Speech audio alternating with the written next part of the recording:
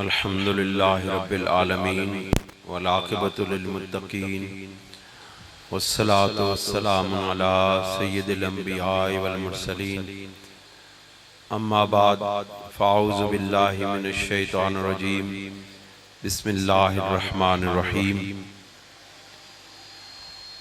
क़ाल अल्लाहु तबारक व तआला फ़िल कलामिल मजीद वल फ़ुरक़ानिल हमीद इन्नल्लाहा व मलाइकतहु युसल्लूना अलन नबी या अय्युहल्लज़ीना आमनू सल्लु अलैहि व सल्लिमू तस्लीमा।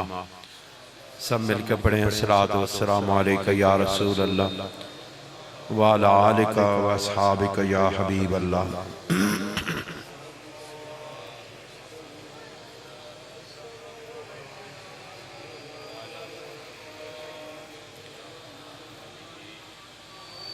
जनाब हज़रात उलमाए किराम, हज़रत मोहम्मद बशीर साहिब, जनाब मौलाना ग़ुलाम रसूल साहिब और इस गांव के तमाम मुअज़्ज़ज़ीन हज़रात, नौजवान हज़रात और ख़वातीन जो मेरी आवाज़ सुन रही हैं, सबको मेरी तरफ से अस्सलामु अलैकुम रहमतुल्लाहि व बरकातहू। अल्लाह ताला का बेपाया फैज़ व एहसान है, फजल व करम है कि अल्लाह करीम ने हमें एक बार फिर इस सरजमीन मोहब्बत पर आने का मौका अता फरमाया है। सरजमीन का हमारे साथ कोई आज का ताल्लुक नहीं बना है। इस सरजमीन के साथ हमारा 5 नस्लों से ताल्लुक है। हजरत ख्वाजा खाजगान बाबा जी सैयद शाह मोहम्मद रहमतुल्लाह अलैह, उनका इस सरजमीन से ताल्लुक रहा। फिर उनके फर्जंद हजरत सैयद गुलाम मोहम्मद शाह रहमतुल्लाह अलैह का इससे ताल्लुक रहा।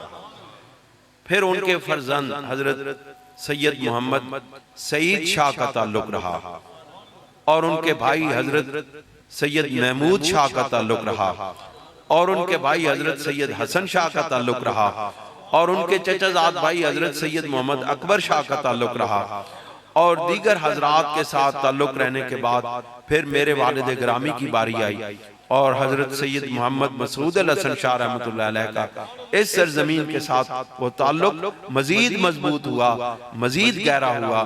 और फिर जिस वक्त मेरी बारी आई, मुझे इस खिदमत का मौका मिला, तो मुझे इस सरजमीन पर मोहब्बतों के साथ खुशामदीद कहने वालों में अव्वलीन लोग खलीफा मोहम्मद बशीर साहिब और मास्टर मोहम्मद दौलत साहिब हैं। इसलिए इस सरजमीन से हमारा ताल्लुक कभी खत्म नहीं हो सकता है। ये मोहब्बतों की सरजमीन है, ये चाहतों की सरजमीन है, ये इश्क वालों की सरजमीन है, ये अदब वालों की सरजमीन है, ये वफा वालों की सरजमीन है। हम इससे कैसे जुदा हो सकते हैं और हमें कौन इससे जुदा कर सकता है? दोस्तों और बुजुर्गों, इंशाअल्लाह अज़ीज़, मैंने जब ऐलान किया था कि मेरा इस सरजमीन के साथ मेरे मरते दम तक ताल्लुक है, तो मैं आज भी उस वादे पर कायम हूं। मैं आज भी उस वादे पर कायम हूं और उसी वादे का आज ये नतीजा है कि मैं आपके अंदर मौजूद हूं। मैं तो अपना वादा निभा रहा हूं, मैं तो अपना वादा निभा रहा हूं। कोई निभाए या न निभाए, मुझे उससे कोई ताल्लुक नहीं है। मैंने मरते दम तक इस सरजमीन के साथ अपने ताल्लुक को कायम रखना है। क्यों जी भुट्टा साहब, चौधरी साहब, आपका मेरे आबा-ओ-अजदाद के साथ ताल्लुक है। आप कोई आज मुरीद नहीं हुई हैं, आप मेरे दादा परदादा के मुरीद हैं। इस तरह और भी यहाँ पे हजरात बैठे हैं जिनका हमारा सदियों से ताल्लुक है, कोई आज नया ताल्लुक नहीं बना है। ये सरजमीन हमारे लिए नई नहीं है, ये सरजमीन हमारे लिए बहुत पुरानी है और इस सरजमीन के साथ हमारी मोहब्बत है और इस सरजमीन की हमारे साथ मोहब्बत है, इस सरजमीन के बसने वालों की हमारे साथ मोहब्बत है।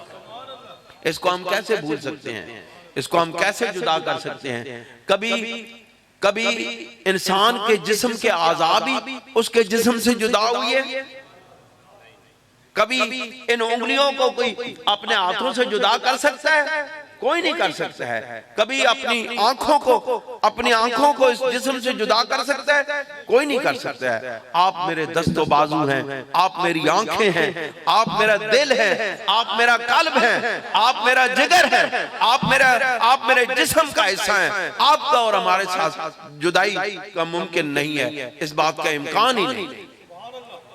दोस्तों और बुजुर्गों, अल्लाह ताला हमें अपने महबूब सल्लल्लाहु अलैहि वसल्लम के तफैल अपनी रहमतों से नवाजे और इस सरजमीन पर बसने वालों को अपनी खुसूसी इनायात से नवाजे। दोस्तों और बुजुर्गों, आज मैं आपके सामने सूरह मुबारका सूरह तकवीर की चंद आयात आपके सामने अर्ज करूंगा और इसमें से आपको शान मुस्तफ़ा बयान करके बताऊंगा। अल्लाह करीम इरशाद फरमाते हैं, बिस्मिल्लाहिर्रहमानिर्रहीम, इज़ा शम्सु कुव्विरत, कि जब सूरज को लपेट दिया जाएगा, जब सूरज को लपेट दिया जाएगा और बेनूर कर दिया जाएगा, जब सूरज लपेटा जाएगा।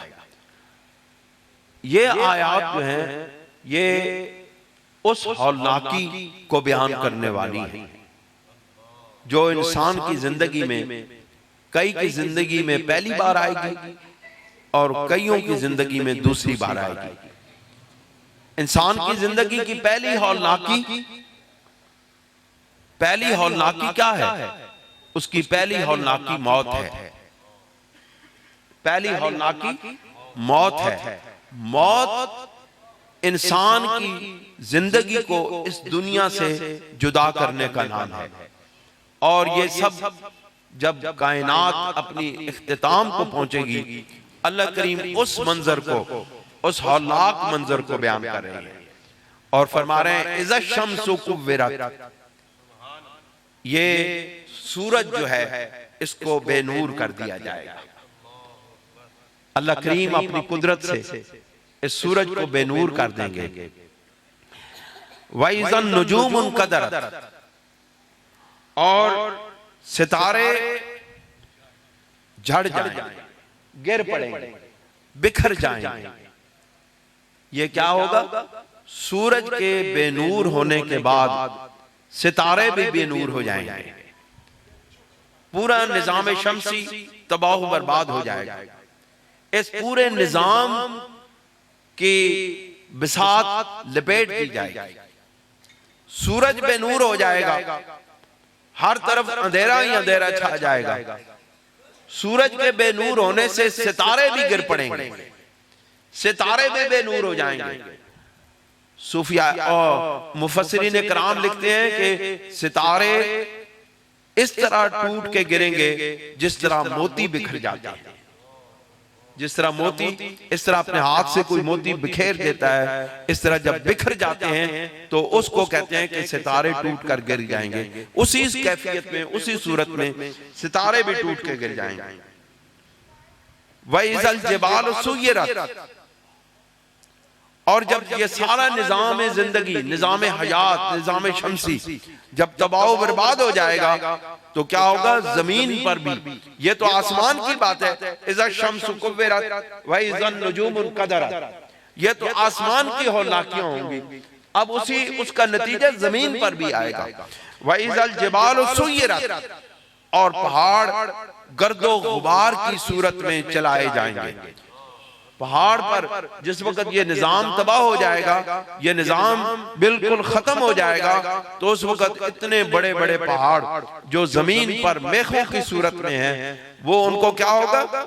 वो एक गर्दो गुबार की सूरत में बन जाएंगे। और जब गर्दो गुबार बनता है तो फिर वो एक जगह से दूसरी तरफ, जिस तरह झखड़ चलते हैं, जिस तरह आंधियां आती हैं, वो इस तरह बिखर जाएंगे और इधर उधर बिखरते हुए नजर आएंगे।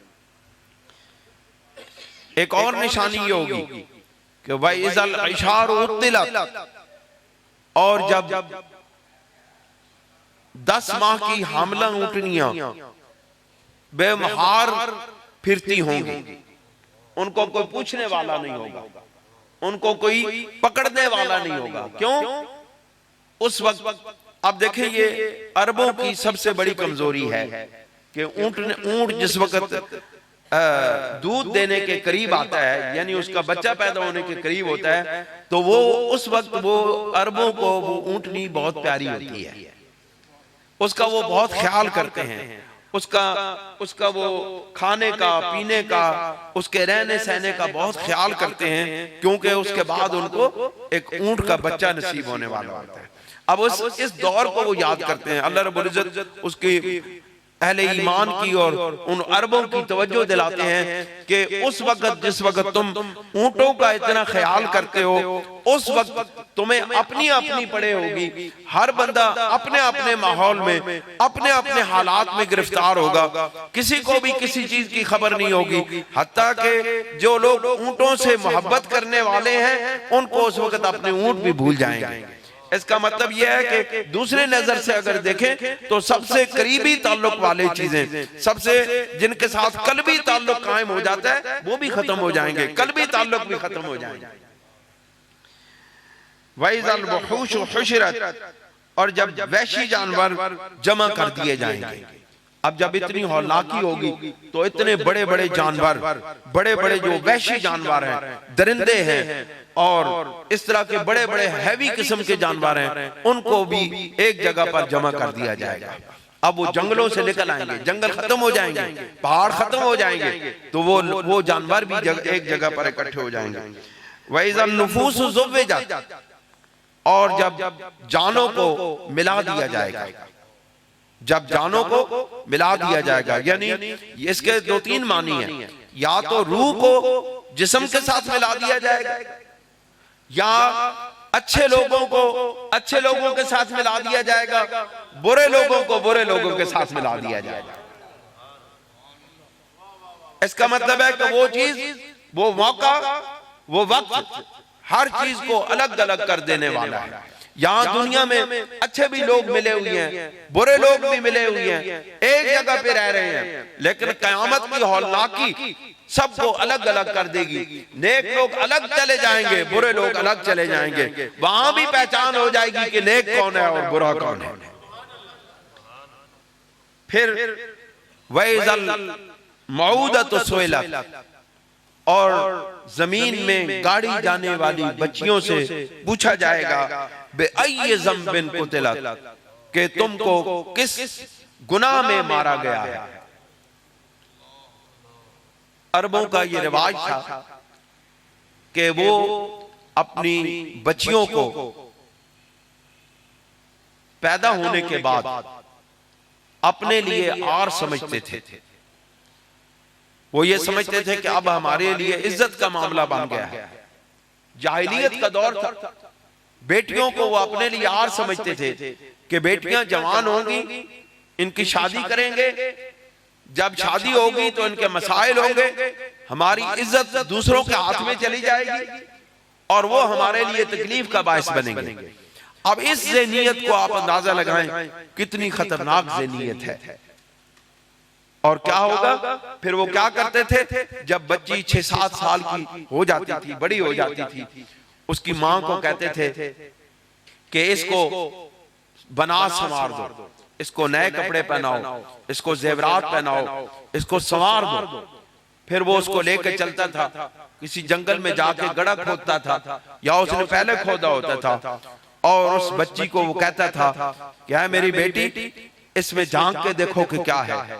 जिस वक्त वो बच्ची उस गड्ढे के अंदर झांकती थी तो वो पीछे से धक्का देके उसको उस गड्ढे में गिरा देता था और उसको मिट्टी डाल के उसको मिट्टी से पुर कर देता था, और वो बच्ची उसके अंदर तड़प तड़प के उस गड्ढे के अंदर, उस कब्र के अंदर, उस खोदी हुई कब्र के अंदर वो जिंदा बच्ची दरगोर हो जाती थी। एक सहाबी रसूल नबी करीम अलैहिस्सलाम की बारगाह में आए और उन्होंने अर्ज की कि या रसूलल्लाह सल्लल्लाहु अलैहि वसल्लम, मैं इस्लाम लाने से पहले मेरी 10 बच्चियां थी। इस्लाम लाने से पहले अल्लाह ताला ने मुझे 10 बेटियां अता फरमाई और मैंने उन बेटियों को इसी तरह बना संवार के ले जा करके दूर दराज इलाकों में ले जाके, जंगल में, बियाबान में, सैला में ले जाके गड़ा खोद के उसके अंदर उसको गिरा के उसको मार दिया। रहमत कौनैन सल्लल्लाहु अलैहि वसल्लम की आंखों में आंसू आ गए। हुजूर अलैहिस्सलाम तड़प उठे और साहबा कराम इरशाद फरमाते हैं कि आका व मौला हुजूर पुरनूर सैयदे दो आलम सल्लल्लाहु अलैहि वसल्लम की दाढ़ी मुबारक आंसुओं से तर हो गई। आप उन बच्चियों के दुख में इतना रोए कि हुजूर सरवर दो आलम सल्लल्लाहु अलैहि वसल्लम की दाढ़ी मुबारक आंसुओं से तर हो गई। और उसके बाद सरवर दो आलम सल्लल्लाहु अलैहि वसल्लम के जमाने में आपने हुजूर अलैहिस्सलाम ने बेटियों को वो इज्जत दी है, वो जिंदगी दी है। वो रहमत कौनैन सल्लल्लाहु अलैहि वसल्लम ने बच्चियों को मारने पर पाबंदी लगा दी और उसके बाद कोई बेटी इस तरह न मारी गई। ये मेरे महबूब की रहमत कौनैन, रहमत दो आलम होने का इससे बढ़ के और क्या सबूत हो सकता है कि उन्होंने नस्लों को बर्बाद होने से बचा दिया। और वो खवातीन, ये मेरा पैगाम आज के दौर की जदीद ज़हनियत रखने वाली खवातीन को भी पहुंचे। मेरा ये पैगाम उन खवातीन तक पहुंचना चाहिए जो अपने आप को मॉडर्न एज का एक हिस्सा तस्वुर करती हैं। तुम्हें मालूम होना चाहिए कि तुम्हारी इज्जतों को किसने बचाया है, तुम्हारी जिंदगियों को किसने बचाया है। मेरे आका व मौला हुजूर नबी करीम अलैहिस्सलाम अगर ये इक़दाम न करते तो आज न जाने पत्नी हजारों लाखों बच्चियां जमीन के नीचे जिंदा दरगोर हो जाती। लेकिन आका व मौला हुजूर नबी करीम सल्लल्लाहु अलैहि वसल्लम का जिस तरह बाकी सारी कायनात पर, बाकी सारी नस्लों पर, बाकी सारी चीजों पर, बाकी कायनात की चीजों पर एहसानात हैं, इस तरह सबसे बढ़कर एहसानात ऐ खवातीन तुम्हारे ऊपर है। हुजूर अलैहिस्सलाम ने तुम्हारी हयात को बचाया है, तुम्हारी इज्जतों को महफूज किया है। तो फिर क्यों ना हमें तुम्हें चाहिए, हमें चाहिए कि हमारी बेटियां, हमारी बहनें, हमारी खवातीन जो मुसलमानों के घरों में पैदा हुई हैं, उनको रसूलुल्लाह सल्लल्लाहु अलैहि वसल्लम की ताबे फरमानी करनी चाहिए, आपके हुक्मों के मुताबिक चलना चाहिए, ताकि वो हयात बख्श पैगाम जो जिंदगी देने वाला पैगाम रसूलुल्लाह सल्लल्लाहु अलैहि वसल्लम ने अता फरमाया था वो इस सारी उम्मत मुस्लिमा के अंदर फैल जाए। और ये जिम्मेदारी है, ये उस एहसान का बदला है। अल्लाह करीम इरशाद फरमाते हैं उस वक्त कयामत के दिन वइज़ल मऊदतु सुइलत बिअय्यि ज़ंबिन कुतिलत, उस बच्ची से जो जिंदा दरगोर कर दी गई है, जिंदा जमीन में गाड़ दी गई है, उससे पूछा जाएगा कि तुम्हें किस गुनाह में कत्ल किया गया। अब दोस्तों चाहिए तो ये था ना कि पूछा कातिल से जाता, सवाल तो कातिल से किया जाता, लेकिन पूछा मकतूल से जा रहा है। क्यों? अल्लाह रब्बुल इज्जत वहां भी हमारी बेटियों को इज्जत दे रहा है। अल्लाह ताला हमारी बेटियों को उस मकाम पे भी इज्जत दे रहा है। कर दिया गया था अल्लाह जब बेटी कहेगी कि या मेरे रब्बे जुल जलाल, मुझे किसी गुनाह में जिंदा दरगोर नहीं किया गया, मेरे किसी गुनाह के अंदर मुझे कत्ल नहीं किया गया, तो अल्लाह रब्बुल इज्जत उस कातिल को सजा देगा। रसूलुल्लाह सल्लल्लाहु अलैहि वसल्लम ने फरमाया जिसने इस्लाम कबूल कर लिया उसके सारे गुनाह साहब का बख्शे गए। सुभान अल्लाह। दीन ऐसी चीज है, ये दीन वो सफाई करने वाला है, दीन ऐसा मर्तबा देने वाला है कि साहब का जितने भी बड़े बड़े गुनाह है उनको माफ कर दिया जाता है। नारे तकबीर, नारे रिसालत, आस्ताना आलिया नूरिया चूरा शरीफ जिंदाबाद। 2 मिनट के दुरूद शरीफ पढ़। ये कलमा कोई बात नहीं है, ये कलमा जो है ये कलमा निजात देने वाला है। ये ला इलाहा इल्लल्लाह मुहम्मदुर रसूलुल्लाह, ये कलमा निजात देने वाला है। क्यों? सारे गुनाहों पर पानी फेर देता है। इसलिए है अल्लाह के बंदो, जब भी तुम अल्लाह रब्बुल इज्जत को याद करो और ये कलमा पढ़ो अपने ईमान के। हुजूर अलैहिस्सलाम ने फरमाया जद्दिदू ईमानकुम, अपने ईमानों को तजदीद किया करो बिकौल ला इलाहा इल्लल्लाह, ये अपने ईमानों की ला इलाहा इल्लल्लाह कहने के बाद अपने ईमानों की तजदीद किया करो, अपने ईमानों को नया किया करो। इसका यह मतलब है कि जब भी कोई बंदा ईमान की तजदीद करता है, जब भी कोई बंदा अपने ईमान को नए सिरे से ला इलाहा इल्लल्लाह पढ़ता है, उसका ईमान नया हो जाता है, उसके साबिक़ा गुनाह माफ कर दिए जाते हैं। फिर अल्लाह करीम इरशाद फरमाते हैं वइज़ा सुहुफ़ नुशिरत, और जब आमाल नामे खोल दिए जाएंगे, आमाल नामों जितने भी दुनिया में अमाल किए गए थे वो अमाल नामे हमारे सामने खोल दिए जाएंगे। वो अमाल जो हमने किए और हमें मालूम है, वो तो हमें मालूम है जो हमने गुनाह किए, लेकिन वो गुनाह जो हमने किए तो हैं लेकिन ना मालूम है, वो हमें याद नहीं है, वो भी उस वक्त उन सहीफों के अंदर, उन लिखे नविश्तों के अंदर, उन लिखी हुई किताबों के अंदर हमारे सामने खोल दिए जाएंगे। फिर क्या होगा? वइज़ा समाउ कुशितत, एक और हौलनाकी का वाक़या होगा कि जब आसमानों के तबकात को फाड़ कर अपनी जगहों से हटा दिया जाएगा। ये आसमान के तबके हैं, फजा के तबकात हैं, एक तबका है, दूसरा तबका है, 7 तबकात हैं। फिर ऐसा मौका आएगा जब सितारे जड़ जाएंगे, जब सूरज खत्म हो जाएगा, ये सारी कायनात बिखर जाएगी। उस वक्त क्या होगा? आसमान के तबकात भी फाड़ दिए जाएंगे, इनको खत्म कर दिया जाएगा और इनको फाड़ कर अलग अलग कर दिया जाएगा और अपनी जगहों से हटा दिया जाएगा। आप देखें कि ये कैसा मंजर होगा जब आसमानी तबकात फट जाएंगे तो पूरी कायनात ये हमारी आंखों के सामने होगी और अल्लाह ताला की कुदरत के नजारे हमारे सामने होंगे। अभी तो हमें कुछ नजर नहीं आता, अभी हमें कुछ नजर नहीं आता। हमारे सामने तो ये जो सितारे हैं ये भी बाज़ औक़ात नजर नहीं आते, लेकिन उस वक्त ऐसा होगा कि सारी ये आसमान के तबके फाड़ दिए जाएंगे, खोल दिए जाएंगे और सारी कायनात हमारी आंखों के सामने हो जाएगी। और एक और बात होगी, वइज़ल जहीम सुइरत, और जब दोज़ख की आग को भड़काया जाएगा। अब अगली तैयारी शुरू होगी। कायनात खत्म हो गई, कायनात के हर चीज खत्म कर दी गई, आसमान खत्म हो गया, सितारे खत्म हो गए, सूरज खत्म हो गए, चांद खत्म हो गए, तमाम निजाम शमसी खत्म करने के बाद अल्लाह करीम कहते हैं कि अब अगली तैयारी है। अब अगली तैयारी बड़ी सख्त है, ये भी बड़ी हौलनाकी है, ये भी दिलों को दहला देने वाला मंजर है, लेकिन अगला मंजर उससे भी ज्यादा खतरनाक है कि वइज़ल जहीम सुइरत, और जब दोज़ख की आग को भड़काया जाएगा, दोज़ख की आग भड़का दी जाएगी और तेज कर दी जाएगी। वइज़ल जन्नत उज़लिफत, और जब जन्नत अहले जन्नत के करीब कर दी जाएगी। कितना खूबसूरत मंजर होगा। ईमान वालों, अल्लाह रब्बुल इज्जत उस मकाम पर भी आपको उन लोगों के साथ नहीं मिलाएगा दोज़ख वालों के साथ।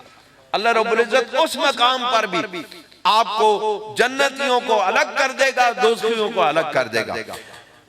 वइज़ल जन्नत उज़लिफत, और जब जन्नत अहले जन्नत के करीब कर दी जाएगी, अलिमत नफ्सुम मा अखदरत, हर शख्स जान लेगा जो कुछ उसने हाजिर किया है, जो कुछ कमाया है वो हाजिर किया है, वो जान लेगा। अब उसको यहाँ मालूम हो जाएगा कि मुझे जन्नत के करीब किया जाएगा या दोज़ख के में डाला जाएगा, मुझे जन्नत में भेजा जाएगा या दोज़ख में भेजा जाएगा, उसको जान लिया जाएगा। ये सारे मामलात होने के बाद अल्लाह करीम इस कायनात के अंदर रवां दवां अपनी कुदरत के नजारों की तरफ एक मरतबा फिर आपकी तवज्जो दिलाता है। अल्लाह करीम इरशाद फरमाते हैं, फला उक़सिमु बिल खुन्नस, मैं कसम खाता हूं उन आसमानी कुर्रों की जो सामने आकर पीछे हट जाते हैं। यानी आप देखा होगा कि बहुत सारे सितारे ऐसे तुलू होते हैं, बहुत सारे आसमान के अंदर सितारे ऐसे आप कभी देखते हैं, वो सामने आते हैं, फिर कई महीनों के बाद वो फिर आपको नजर नहीं आए, कई महीनों तक आपको नजर नहीं आता। अल्लाह करीम फरमाते हैं, मुझे उन सितारों की कसम है जो सामने आके फिर पीछे हट जाते हैं। अल जवारिल कुन्न से, और जो बिला रोक चलते रहते हैं, यानी आपको नजर आते रहते हैं, ये जोरा है, ये मरीख है, ये मुश्तरी है, ये फलां फलां सितारे हैं, ये उतारिद है, ये सारी चीजें आपको नजर आती रहती हैं। लेकिन अचानक एक दिन आपको मालूम होता है कि वो सितारे तो हमारी नजर से गायब हो गए। अब इसका ये मतलब है कि इनको कोई कंट्रोल करने वाली हस्ती है। ये मुहारे नहीं फिरते हैं, इनको कोई कंट्रोल करने वाली हस्ती है जो जब चाहती है इनको आपको दिखा देती है, जब चाहती है पीछे हटा देती है, जब चाहती है सामने ले आती है, जब चाहती है छुपा देती है। और फिर फरमाया वल्लैल इज़ा असअस, और कसम है रात की जब उसकी तारीकी जाने लगे, यानी जब रात की तारीकी जाने लगे, जब रात खत्म होने लगे, अल्लाह रब्बुल इज्जत ने उसकी कसम खाई है। बस सुबह इज़ा तनफ़्फ़स, और कसम है सुबह की जब वो सांस लेती है। रात चली जाती है और सुबह तुलू होती है और सुबह सांस लेती है। सूफियाए किराम इस आयत पर ये लिखते हैं कि इससे ये मुराद भी है कि जब अहले इश्क, अहले दर्द, अल्लाह के मकबूल बंदे रातों को अल्लाह ताला को याद करते हैं और उसके गम में, उसकी मोहब्बत में, रसूलुल्लाह सल्लल्लाहु अलैहि वसल्लम की मोहब्बत में, जब दूरी, जुदाई और हिजर के सदमों को बर्दाश्त करते हुए जब आ भरते हैं कि या रसूल अल्लाह हम आपसे जाहिरी तौर पे दूर हैं, ऐ रब्बे जुल जलाल तू हमें अपनी मार्फत अता फरमा, हमसे तेरी जुदाई बर्दाश्त नहीं हो सकती। जब इस तरह वो अपने आवाज को, अपने सांस को खींचते हैं और आग भरते हैं, बंदा करता है ना जिस वक्त करता है, तो अल्लाह ताला ने उसकी तशबीह दी है कि जिस वक्त रात जाने लगती है, जब रात खत्म होने लगती है, तो हिजर के मारे हुए लोग जिन्होंने अपनी उस रात को अल्लाह रब्बुल इज्जत का विसाल का जरिया बनाया होता है, अल्लाह रब्बुल इज्जत के वसल का जरिया बनाया होता है, अल्लाह की बारगाह में हुजूरी का जरिया बनाया होता है, जब वो रात खत्म होने लगती है, इज़ा सुबह तनफ़्फ़ुसा, जब वो सूरज, जब सुबह अपना सांस लेती है, तो फिर उनकी भी आंखें निकलती हैं, वो भी कहते हैं कि मौला हमारी रात खत्म हो गई। सैयदा कौनैन सैयदा फातिमा ज़हरा रज़ी अल्लाह ताला अन्हा की तरफ ये कौल मंसूब है कि आपने फरमाया या अल्लाह तूने रातें इतनी छोटी बनाई है कि फातिमा एक रकात भी पूरी अदा नहीं कर सकती और तेरी रात खत्म हो जाती है। ये वो अल्लाह वालों की निशानियां हैं। अल्लाह रब्बुल इज्जत के महबूब बंदे इन रातों को अपने अल्लाह से मिलने का जरिया बनाते हैं। तन्हाइयों में अल्लाह रब्बुल इज्जत को याद करते हैं। याद रखें, मजलिसों में अल्लाह को याद करना और है, तन्हाई में अल्लाह रब्बुल इज्जत को याद करना कुछ और है। मजलिसों में रसूलुल्लाह को याद करना कुछ और है, तन्हाइयों में सरकार दो आलम सल्लल्लाहु अलैहि वसल्लम की तरफ मुतवज्जो हो जाना कुछ और माना रखता है। दोस्तों और बुजुर्गों, अल्लाह करीम इरशाद फरमाते हैं वैज़ा सुबह वस्सुबह इज़ा तनफ़्फ़सा, और जब सुबह सांस लेती है। अब जब सुबह सांस लेती है, सुबह के सांस लेने का ये मतलब ही है रात को तमाम दरख्त जो है ये ऑक्सीजन को जज़ब करते हैं, कार्बन डाइऑक्साइड को बाहर निकालते हैं, और फजर का वक्त होता है तो ये ऑक्सीजन को बाहर निकालते हैं, कार्बन डाइऑक्साइड को अपने अंदर खींच लेते हैं। इज़ा सुबह वस्सुबह इज़ा तनफ़्फ़सा वस्सुबह इज़ा तनफ़्फ़सा, और सूरज और सुबह जब सांस लेती है, इसका मतलब है सुबह जब सांस लेती है तो अल्लाह रब्बुल इज्जत सारी इंसानों के लिए, सारे जानदारों के लिए सांस लेने का बंदोबस्त कर देते हैं।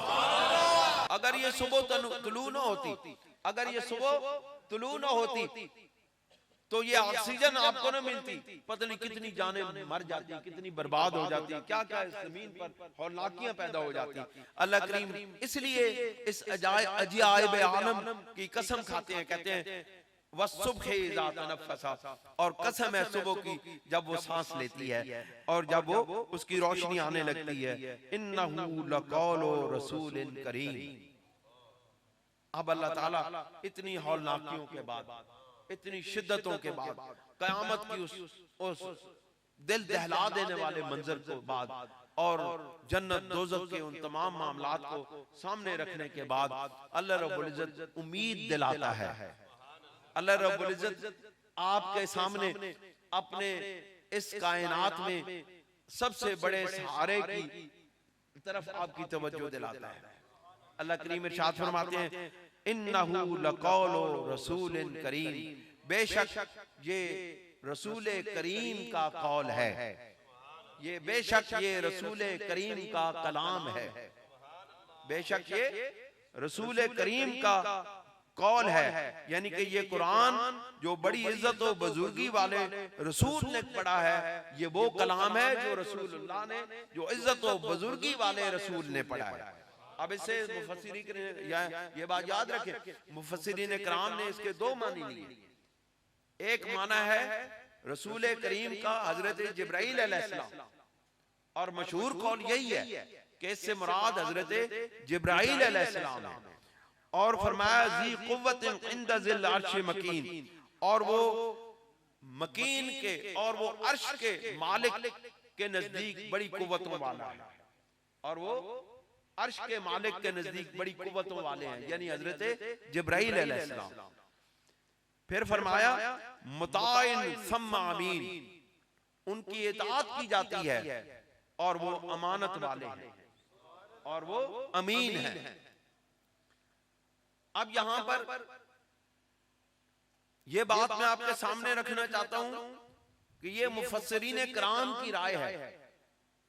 उन्होंने कुरान मजीद की दूसरी आयत की रोशनी में इसकी निस्बत हजरत जिब्राइल अलैहिस्सलाम की तरफ की है, लेकिन बाज़ अहले इल्म ने, बाज़ अहले मारिफत ने, हजरत अल्लामा साहिब रूहुल बयान ने इसके बारे में, अल्लामा काशफी नजमुद्दीन कुबरा रजी अल्लाह ताला अन्हु का कौल लिखा है। आपने फरमाया रूहुल बयान में कि इससे मुराद रसूल करीम सल्लल्लाहु अलैहि वसल्लम की ज़ात पाक है। उसकी वजह यह है कि जिब्राइल अमीन के कौल रसूल करीम होने की तस्दीक अगर की है तो रसूलुल्लाह ने की है।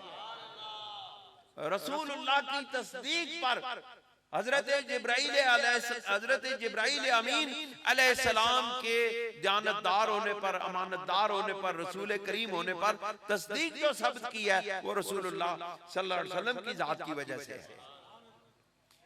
फिर वो फरमाते हैं कि ज़ी कुव्वतिन इंद ज़िल अर्शिल मकीन, कि वो यानी कि हजरत जिब्राइल अलैहिस्सलाम या हुजूर नबी करीम अलैहिस्सलाम से मुराद ली जाए तो मालिक के अर्श के नजदीक बड़ी कुव्वतों के मालिक हैं।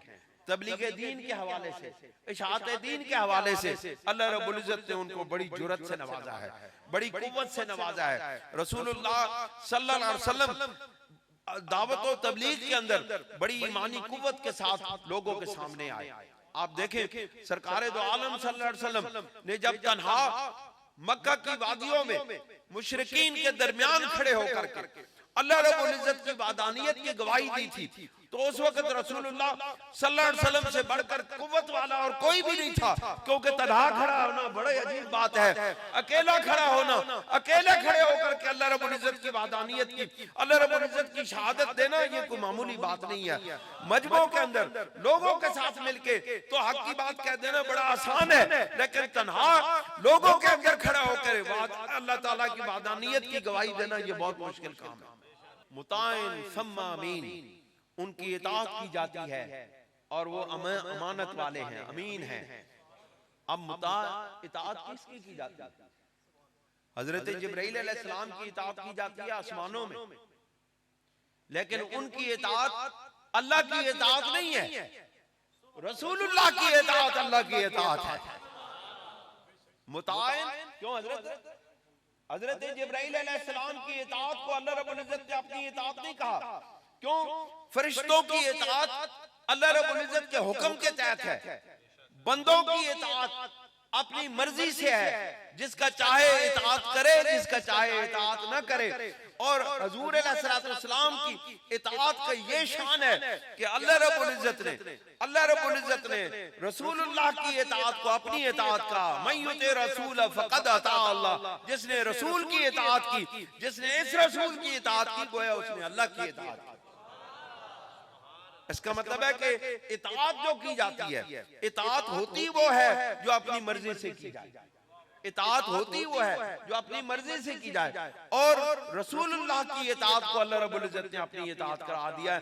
हजरत जिब्राइल अलैहिस्सलाम की इताअत को अल्लाह ताला ने अपनी इताअत नहीं करार दिया। अमीन सम्मा अमीन, और आप अमानतदार हैं, यानी हजरत जिब्राइल अलैहिस्सलाम अमीन हैं। लेकिन दूसरी तरफ देखें तो अमीन का खिताब किसको मिला था? काफिरों ने भी, मुशरिकीन मक्का ने भी कहा था अंत सादिकुन अमीन, आप अमानतदार भी हैं, आप सच्चे भी हैं। मजा तो जब है कि किसी की सदाकत की गवाही, किसी की अमानत और जानत की गवाही उसके दुश्मन दे। रसूलुल्लाह के दुश्मनों ने आपकी अमानत और सदाकत की गवाही दी।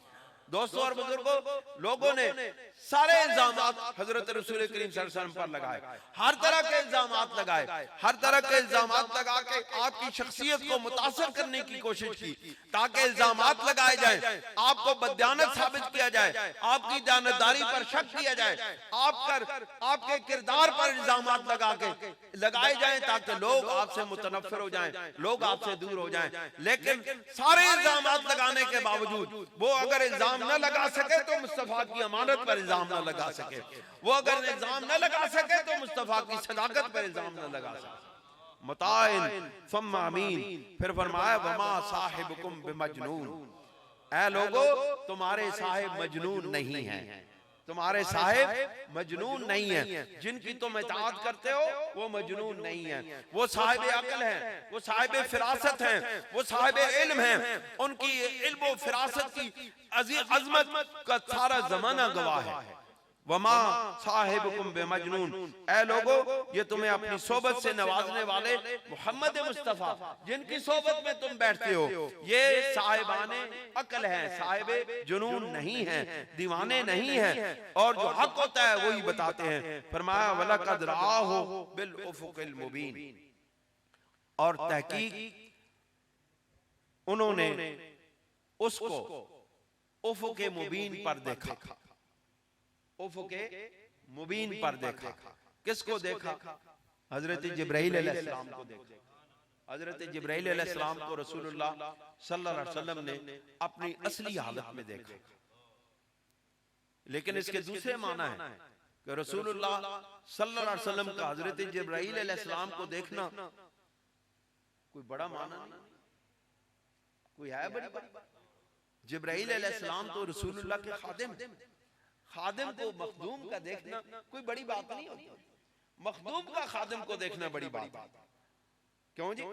मखदूम का खादिम को देखना बड़ी बात है, खादिम का मखदूम को देखना बड़ी बात है, और मखदूम का खादिम को देखना बड़ी बात नहीं है, खादिम देखता है मखदूम की तरफ। दोस्तों, हुजूर अलैहिस्सलाम के बारे में ये है कि सरकार दो आलम सल्लल्लाहु अलैहि वसल्लम ने हदीस में, सरकार की हदीस में ये कोई ऐसी बात नहीं है, मेराज की हदीस आप उठा के देखें, आपको मालूम होगा रसूलुल्लाह सल्लल्लाहु अलैहि वसल्लम ने इरशाद फरमाया कि मैं रब्बे ज़ुल जलाल के मेराज की शब मैं अल्लाह रब्बुल इज्जत के इतने करीब हुआ कि मेरे और उसके दरमियान दो कमानों के भाई फासला इससे भी कम रह गया, और अल्लाह रब्बुल इज्जत ने मेरे कांधों पर हाथ रखा और उस हाथ की ठंडक मैंने अपने सीने में महसूस की। वलक़द राअहु बिल उफ़ुक़िल मुबीन, और अल्लाह रब्बुल इज्जत और बेशक उन्होंने मालिक अर्श को मालिक लामकां को रोशन किनारे पर देखा। ये तफसीर जो है ये हजरत इब्ने अब्बास की है, और ये अपनी तरफ से मैं नहीं कर रहा, ये हजरत इब्ने अब्बास की भी तफसीर, आपने भी यही कहा कि इससे मुराद रसूलुल्लाह की जात है, और हजरत इकरमा ने भी कहा, दहाक ने भी कहा, अबुल आलिया ने भी कहा, काबल अखबार ने भी कहा, शरीक बिन अब्दुल्ला ने भी कहा कि ये इससे मुराद रसूलुल्लाह की जात है। फरमाया ये वो साहिब अक्ल है, साहिब फिरासत नबी है, जो क्या करता है, जिसका किरदार इतना आला है, जिसकी आली शान है, वमा हुवा अलल गैब बिदनीन, और जो गैब की बातों को बताने में बुखल नहीं करते, जो गैब की बातों को बताने में, ये कुरान क्या है, ये गैब है, कुरान गैब, इल्म कुरान गैब है। क्यों हजरत? ये सारे का सारा इल्म गैब है, हमारे लिए इल्म गैब है। अल्लाह ताला ने रसूलुल्लाह को ये इल्म गैब अता फरमाया है। अब इन ग़ुयूबात से अल्लाह रब्बुल इज्जत ने इन गैब के इल्मों से, उलूम से, मैं गैब का इल्म नहीं कहता, मैं उलूम गैबिया कहता हूँ, उलूम गैबिया से अल्लाह के महबूब ने हमें आगाह फरमाया। अल्लाह ने रसूलुल्लाह को उलूम गैबिया अता फरमाए, और अल्लाह के महबूब सल्लल्लाहु अलैहि वसल्लम ने जितनी हमारी किस्मत थी, जितना हमारा नसीब था, जिसके में जो हिस्से में आया, उसको उतना ही गैब का इल्म अता फरमाया। सहाबा कराम को सबसे ज्यादा उलूम गैबिया अता फरमाया, उसके बाद ताबईन को उनका उसमें से हिस्सा मिला। वो हिस्सा तकसीम होते होते आज के दौर के अंदर भी अहलुल्लाह को वो हिस्सा मिला करता है। क्यों? रसूलुल्लाह का इल्म खत्म नहीं हुआ, रसूलुल्लाह की नबूवत खत्म नहीं हुई, रसूलुल्लाह की नबूवत हमेशा हमेशा के लिए है। यानी कि खत्म नबूवत का ये तसव्वुर कि आप पर खत्म नबूवत खत्म हो गई, लेकिन रसूलुल्लाह की अपनी नबूवत खत्म नहीं हुई, वो क़यामत तक जारी रहेगी। यानी खत्म नबूवत का ये तसव्वुर है कि रसूलुल्लाह के बाद कोई नबी नहीं आएगा, रसूलुल्लाह के बाद क़यामत तक कोई नबी नहीं है, लेकिन रसूलुल्लाह की नबूवत क़यामत तक है। ये खत्म नबूवत है। ये खत्म नबूवत का असल तस्वुर ये है, जब तक हम रसूलुल्लाह की नबूवत को क़यामत तक तस्लीम नहीं करेंगे, हम खत्म नबूवत के उस असल अकीदे पर, उस हकीकत तक नहीं पहुंच सकते हैं। हमें अगर खत्म नबूवत की हकीकत तक पहुंच रहे हैं, तो हमें रसूलुल्लाह की नबूवत को क़यामत तक तस्लीम करना पड़ेगा। दोस्तों फरमाया वमा हुवा अलल गैब बिदनीन, और ये जो है ये गैब बताने में बुखल नहीं करते, गैब बताने में बुखल नहीं करते। वमा हुवा बिकौल शैतानिर रजीम, और ये शैतान का बताया हुआ इल्म नहीं है, ये रहमान का बताया हुआ इल्म है। ये अल्लाह के महबूब जो है, ये किसी बंदे से लेकर के इल्म लेकर के तुम्हें नहीं बताते, न किसी शैतान के इल्का से ये इल्म बताते हैं, बल्कि ये रहमान की वही से तुम्हें इल्म बताते हैं। रहमान की वही जिब्राइल हुजूर अलैहिस्सलाम के कल्ब पर लेकर आते हैं, उलूम गैबिया का नुज़ूल होता है, और रसूलुल्लाह सल्लल्लाहु अलैहि वसल्लम अपनी उम्मतियों को बता देते हैं कि ये उलूम गैबिया से मैं तुम्हें नवाज रहा हूं। यहां से एक बहुत बड़ा मसला हल होता है इल्काए शैतानी का।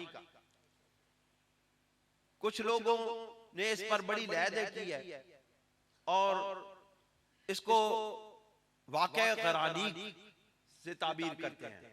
कभी मौका मिला तो मैं इंशाल्लाह इस पर तफसीली गुफ्तगू करूंगा।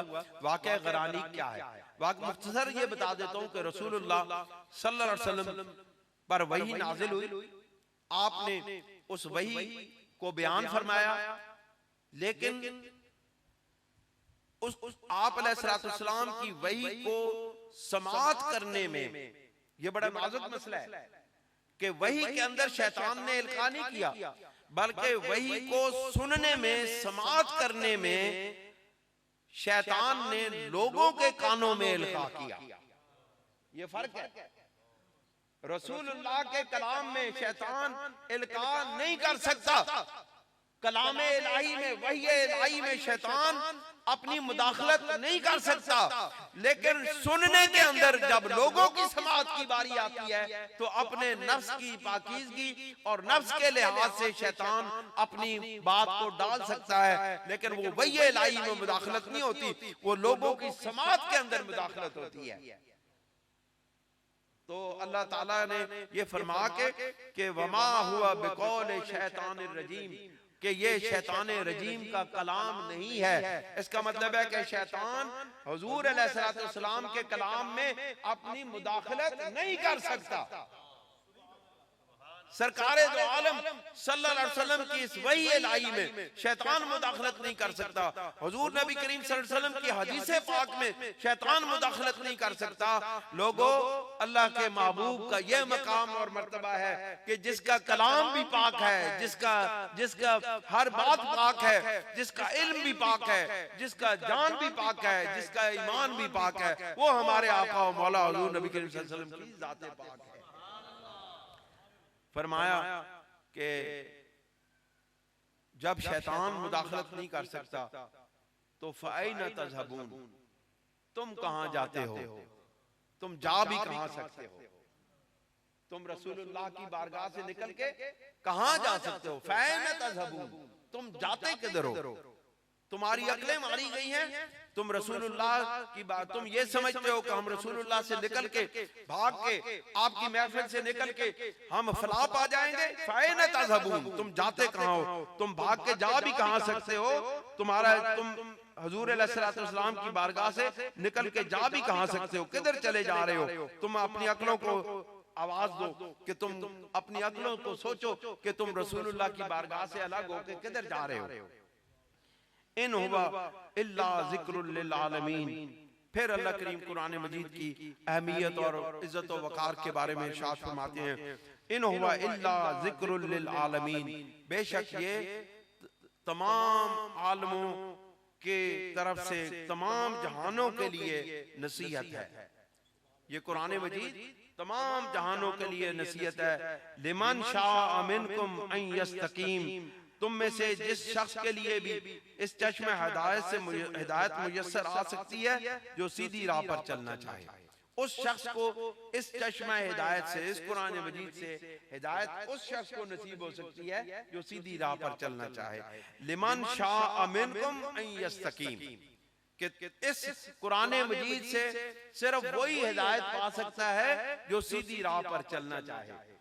अब अल्लाह करीम यहां तक कहने के बाद फरमाते हैं कि इस मामले में भी तुम आजाद नहीं हो, इसके लिए भी तुम्हें हमारी बारगाह में ही आना पड़ेगा, हमारी बारगाह में झुकना पड़ेगा। वमा तशाऊना इल्ला अन यशा अल्लाह, और तुम पहले फरमाया कि जो हिदायत पाना चाहे, जो सीधी राह को पर चलना चाहे, उसके लिए हिदायत है। अल्लाह करीम इरशाद फरमाते हैं कि वमा तशाऊना इल्ला अन यशा अल्लाह, और तुम चाह भी कैसे सकते हो जब अल्लाह तुम्हारे लिए वो चीज न चाहे। जब अल्लाह हिदायत न देना चाहे, तुम्हारे अपने मर्जी से तुम्हें हिदायत नहीं मिल सकती। हाँ, ये शर्त है कि बंदे की पहली शर्त यह है कि बंदा हिदायत तलब करे, हिदायत को चाहे, लेकिन हिदायत नसीब उसे होती है जिसकी नसीब में अल्लाह रब्बुल इज्जत हिदायत लिख देता है। वमा तशाऊन इल्ला अन यशा अल्लाह रब्बुल आलमीन, और तुम वही कुछ चाह सकते हो जो अल्लाह रब्बुल इज्जत, जो तमाम जहानों का रब है, तुम्हारे लिए चाहे। तुम अपनी लिए हिदायत के रास्ते तलाश करते हो, करते रहो, लेकिन अपनी उस हिदायत को निस्बत किससे दो? रब्बे जुल जलाल की बारगाह। दोस्तों और बुजुर्गों, ये चंद आयात मुस्तफा करीम सल्लल्लाहु अलैहि वसल्लम की शान में बयान की गई। पहले मुश्किल हालात का जिक्र हुआ, फिर सरकारे दो आलम सल्लल्लाहु अलैहि वसल्लम की शान का जिक्र हुआ कि तुम्हें मालूम हो जाए कि इन हालात में भी तुम्हारा कोई मरकज व महवर मोहब्बत है, इन हालात में भी तुम्हारा कोई सहारा है, इन मुश्किल हालात में भी तुम्हें अगर कोई मरकज नजर आएगा तो वो रसूलुल्लाह सल्लल्लाहु अलैहि वसल्लम की जात होगी। इस मुश्किल सूरत हाल में भी अगर आपको कोई सहारा होगा तो वो रसूलुल्लाह की जात होगी। इस मुश्किल सूरत हाल में भी अगर आपको कोई बचाने वाली जात होगी तो वो रसूलुल्लाह की जात होगी, क्योंकि वैज़न नुफूस ज़ुव्विजत, नुफूस को आपस में मिला दिया जाएगा, नेक लोगों को नेक लोगों के साथ मिला दिया जाएगा, बुरे लोगों को बुरे लोगों के साथ मिला दिया जाएगा। हमारा ईमान है कि हमें रसूलुल्लाह के साथ मिला दिया जाएगा। हमारा ईमान है कि जब जोड़े बनाए जाएंगे, जब लोगों को मिलाया जाएगा, एक जैसे लोगों को मिलाया जाएगा, हमें भी रसूलुल्लाह के गुलामों से मिला दिया जाएगा। सरकारे दो आलम सल्लल्लाहु अलैहि वसल्लम की गुलामी में हमें मौत आएगी और सरकारे दो आलम सल्लल्लाहु अलैहि वसल्लम की गुलामी में हमें मैदान मशर में आपकी जात पाक के साथ मिला दिया जाएगा। अल्लाह ताला हमें अमल की तौफीक अता फरमाए। व आखिरु दावाना अनिल हम्दुलिल्लाहि रब्बिल आलमीन। जज़ाकुमुल्लाह खैरन कसीरा।